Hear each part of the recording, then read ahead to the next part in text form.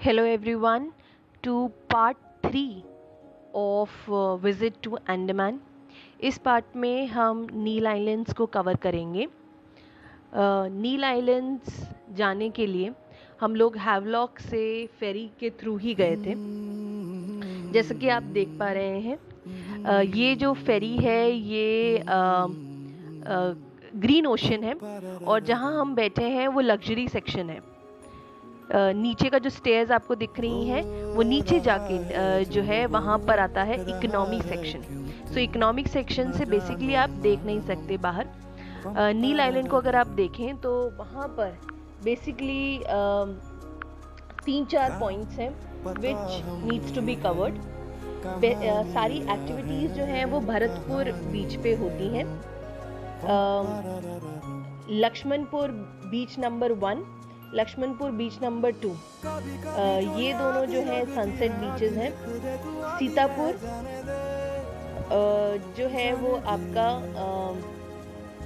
Sunrise बीच है। नील island बिल्कुल clean है। आप वहाँ पे जाएंगे तो जाते ही आपको दिख जाएगा, एकदम पानी बिल्कुल साफ आपको मिलेगा वहाँ पर।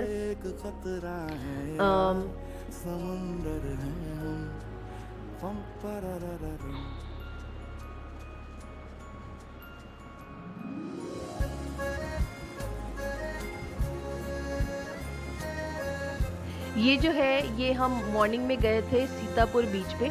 सीतापुर बीच बेसिकली एक पॉइंट है जहाँ से आप सनराइज को देख पाते हैं।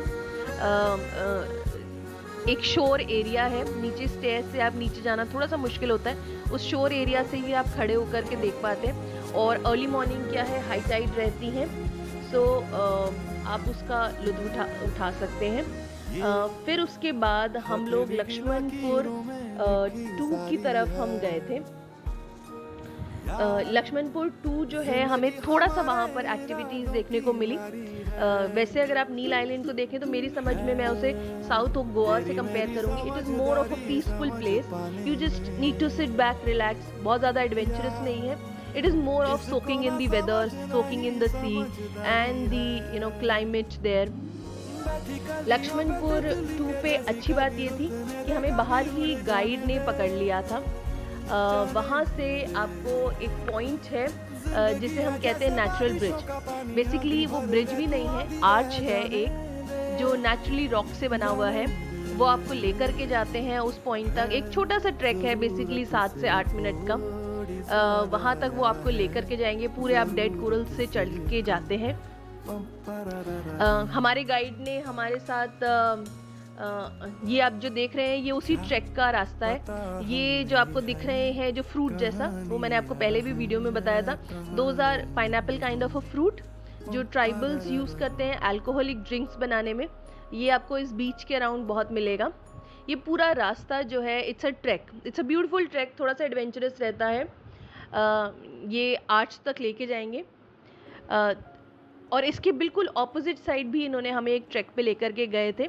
वहाँ पे उन्होंने हमें मरीन लाइफ दिखाई। This guide was fabulous. उन्होंने हमें क्लाउन फिश, जिसे हम पॉपुलरली नीमो कहते हैं, उसका पूरा हाउस दिखाया। सी कुकुम्बर ग्रास जो रहती है वो दिखाया। सो this was a very interesting track. I would suggest अगर आप नील आइलैंड पे आए हैं तो ये वाला बीच ज़रूर कवर करिएगा and look for a guide. This guide charged us, he was asking for 1,000. You can bargain well. I think it will be around 800 to 850 that he will charge you, but it is worth that trek.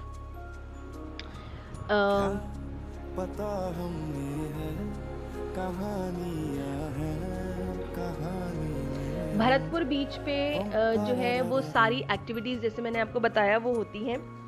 वो आपको snorkelling के लिए ले जाएंगे, jet ski के लिए ले जाएंगे। सी वॉक जब हम गए थे तब बंद थी। Snorkelling I think it cost 1000 पर पर्सन। जहाँ तक वहाँ पर आपको बाहर ही उन्होंने स्टैंडीज रखे हुए हैं। वहाँ पर you can book for all the adventure activities that you want to do and also आप वहाँ पर जो है फ़ोटो शूट भी करा सकते हैं। I think they cost around rupees 500 and 1000 for 25 and 45 photographs. So Neil island का बैकग्राउंड रहता है और वो आपको पूरा एक्टिविटी वो फोटोशूट आपका करते हैं। ये आप जो देख पा रहे हैं नीचे, अगर आप ध्यान से देखें तो पानी के अंदर फिशेस थी। So this was part of the track that we did in the Bharatpur beach, Laxmanpur beach number 2। जहाँ तक फूड ड्राइंग्स की बात है तो एक डगोंग मैं आपको सजेस्ट ज़रूर करूँगी। We had our dinner there. Dugong जो है वो मतलब रेस्टोरेंट्स हैं जो 7 बजे से, ये आप डगोंग की पिक्चर्स देख पा रहे हैं, 7 से 9:30 तक उनका टाइमिंग रहता है। Beautiful ambience, even they serve you buffet, so you can after the sunset, जब पूरा डार्क हो जाता है, you can go for a nice soothing dinner to Dagong। इसके अलावा आपको भरतपुर बीच पर भी छोटे छोटे कैफेज मिल जाएंगे जो आपको मैगी, बर्गर, फूड सर्व कर देंगे। Even on your way to any of the beaches you will find few cafeterias around, but I would suggest that do not miss Dagong। जहाँ तक हमारे ये हमारे होटल से ही बीच का व्यू है। सो जहाँ तक होटल की बात है तो आपको मैं सजेस्ट करूँगी, जैसे मैंने आपको पहले भी कहा, कि कोशिश करिए कि आप बीच साइड पे एक होटल बुक कर पाएँ, क्योंकि इससे आप सनराइज़ या सनसेट जो है आप आसानी से देख पाएंगे। जिसमें हमने स्टे किया था वो था cocoon and huts. It cost around 3500 to 4000 per night। It has small हट लाइक स्ट्रक्चर्स। वहाँ पर भी आपको डिनर मेन्यू रहता है, बार भी है उसी होटल में। So you can spend your night in your hotel itself around the beach area. They have swings. This is early morning, so sunrise, we tried capturing the sunrise early morning at our hotel itself। ये देखिए कितनी high Tide थी, पेड़ों तक वो जो है वो कवर हो चुके हैं। और जैसे मैंने आपको पहले भी कहा है, जब भी आप नील जाते हैं या हैवलॉक जाते हैं, try looking for mangroves. This is the hotel.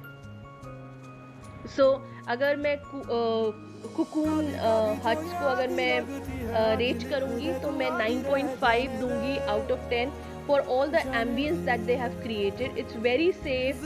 आप सुबह चले जाइए आराम से वॉक करते हुए, 4 बजे भी there is a security guard around, क्योंकि बीच एरियाज वगैरह में आपको सबसे ज़्यादा डर जो है वो एक्वेटिक क्रिएचर्स का ही रहता है कि रास्ते में कोई ऐसा क्रीचर ना मिल जाए। So it was very safe and you can look for that sunrise और sunset whichever you want to go for. या आप अगर 2 दिन स्टे कर रहे हैं तो आप अपना होटल चेंज करके ऐसा कर सकते हैं कुछ। So what ever suits you, मैं आपको सजेस्ट करूँगी look for a hotel around the beach. मैं यहाँ पर ट्रैवल के ऑप्शंस के लिए आपके पास ऑटो हमेशा रहता है, कैब्स आपको मिल जाती हैं, हर एक होटल का टाई अप रहता है, सो आप वो यूज़ कर सकते हैं। अदरवाइज स्कूटी जो है, because again the weather is very nice, you can always hop around to one और the other place. So scooty आपको I think so around 500 they charge you for 1 day। You can use that if you drive well। थोड़ा सा roads का problem है, pot holes बहुत ज़्यादा हैं, तो वो चीज़ का आपको ध्यान रखना पड़ेगा। पेट्रोल पंप एक ही है और उसके भी बहुत स्पेसिफिक टाइमिंग्स हैं, तो आप रिक्वेस्ट कर सकते हैं कि पेट्रोल फिल करके वो दे दें। वो आपको 100 रुपीज़ में जितना भी है थोड़ा आपको फिल कर देते हैं। छोटी सी जगह है, ज़्यादा आपका पेट्रोल भी नहीं लगता है। ये जो है हम वापस जब जा रहे थे, ये मक्रूज़ है। मक्रूज़ आपका जो शिप है वही भरतपुर बीच के पास ही जेटी है, वहाँ पर आपके सारे शिप्स आते हैं और वहीं से ही कहीं और के लिए डिपार्चर भी होता है।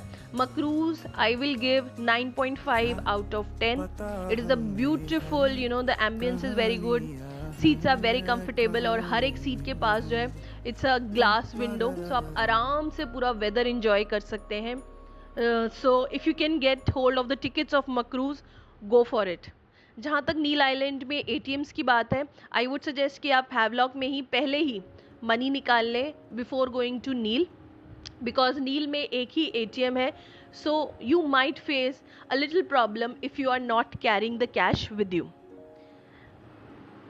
आई hope I have covered Neil island with you. इसके अलावा आपके पास अंडमान में रॉस आइलैंड है जो आप जा सकते हैं, बाराटांग जा सकते हैं। We had little time crunch, so we couldn't go to those two places. I hope this whole review had been useful to you. Write in the comment section if we can add any more review or suggestions if you have. Thank you and have a great journey. Thanks. क्या पता हम ये है कहानियाँ हैं कहानी में हम पम पररररम। कभी कभी जो ये आधी लगती है आधी लिख दे तू आधी रह जाने दे जिंदगी है जैसे बारिशों का पानी आधी भर ले तू आधी बह जाने दे हम समंदर का एक खतरा है यार समंदर है हम पम पररररम।